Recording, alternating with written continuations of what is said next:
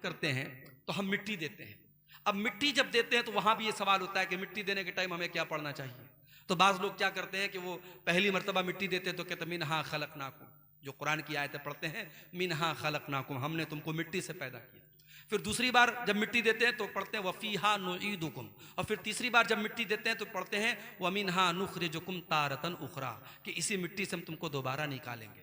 तो अब ये कुरान की आयत है, इसको 3 बार मिट्टी देने में फिट कर लिया गया, लेकिन इसका कोई सबूत नहीं है।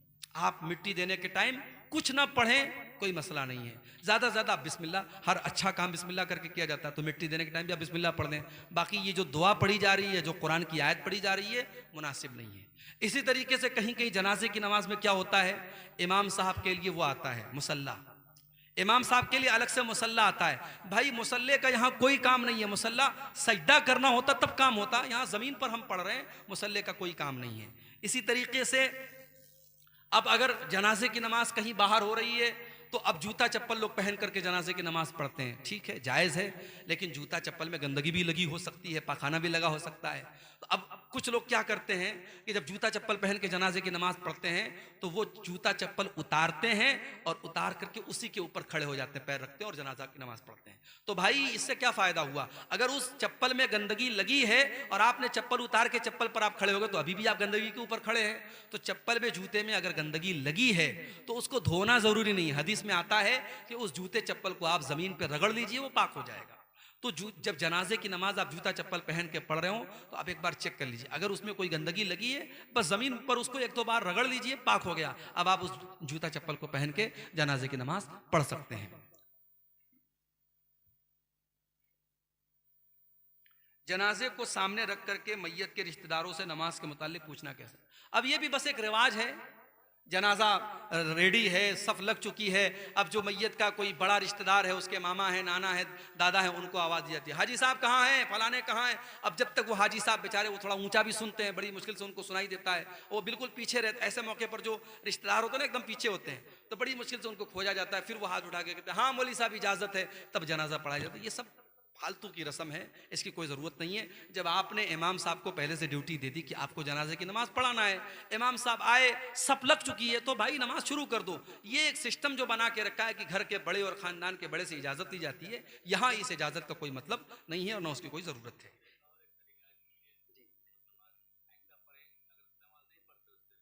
जी जी, अच्छा, किससे?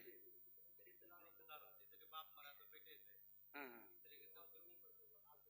अच्छा, देखिए नमाज अगर कोई मान लीजिए बाप मर गया, बेटा नहीं पढ़ता है, तो जनाजे की नमाज के टाइम बेटे से ये कहना कि चलो कान पकड़ो नमाज पढ़ोगे, ये सब तो मुनासिब नहीं है।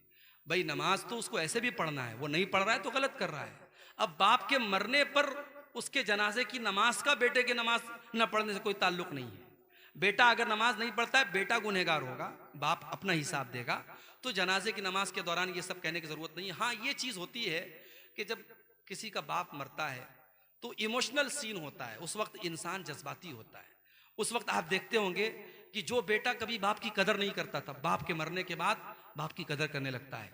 बाप के नाम पे मदरसे में लाख लाख रुपया लोग चंदा दे देते हैं।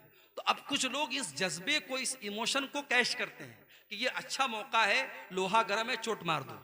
उस मौके पर अगर कुछ समझाया जाता है तो बेटा मान जाता है।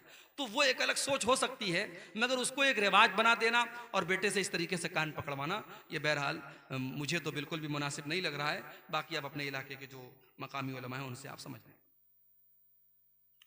शादीशुदा जिनाकार मर्द औरत को हिंदुस्तान के कानून के खिलाफ है, तो शरई दलील क्या है?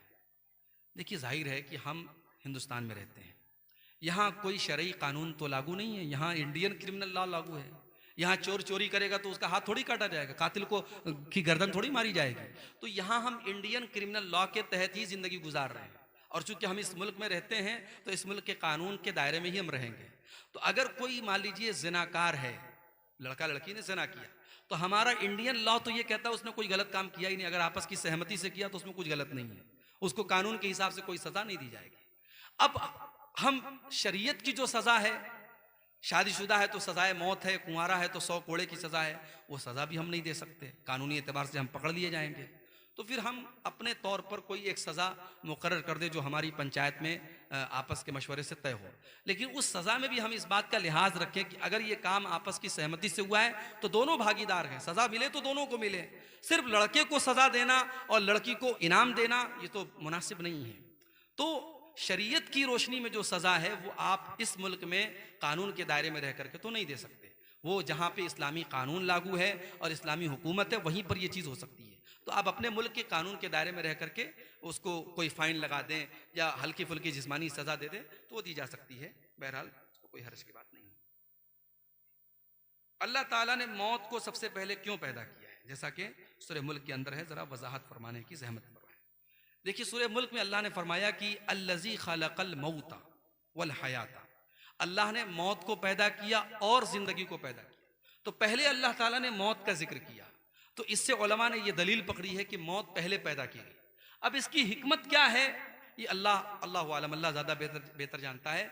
बाज़ उलमा ने यह लिखा है इस आयत की तफसीर में कि इंसान जब तक पैदा नहीं हुआ है, भाई मैं 1986 में पैदा हुआ तो 1986 के पहले मेरा वजूद तो नहीं था दुनिया में, तो जब तक मैं नहीं था तब तक मैं एक तरीके से मौत ही के पीरियड में था।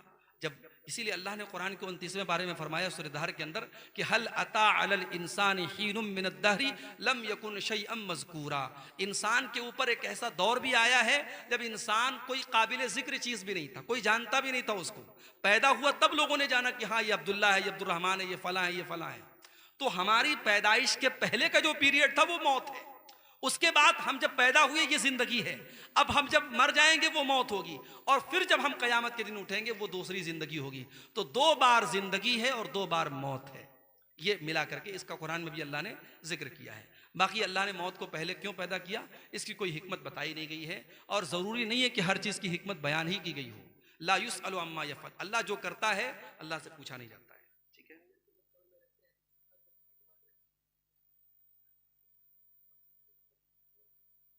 सर को पूरा घुमा दिया मतलब